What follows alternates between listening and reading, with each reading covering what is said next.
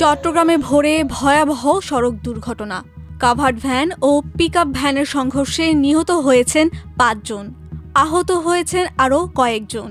১৮ August ভোর ৪:৫টার দিকে নগরের সিটি গেট এলাকায় এ দুর্ঘটনা ঘটে। পুলিশ জানায়, সীতাকুণ্ড থেকে মাছ আনার জন্য ফিশারঘাটের দিকে যাচ্ছিল একটি পিকআপ ভ্যান। গাড়িটিতে সামনের সিটে ৩ জন ও পেছনে ৭ জন যাত্রী ছিলেন।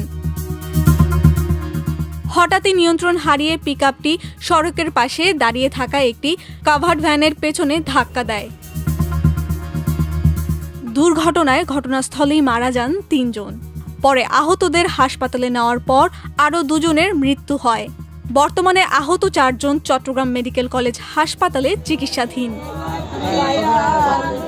নিহতরা হলেন আকাশ দাস, অজিত দাস, রনি দাস, জুয়েল দাস ও মোহাম্মদ সোহাগ।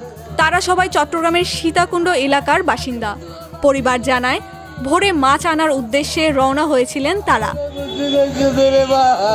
পুলিশ জানায়, নিহতদের লাশ হেফাজতে রাখা হয়েছে। পরিবারের অভিযোগের ভিত্তিতে আইনগত ব্যবস্থা নেওয়া হবে।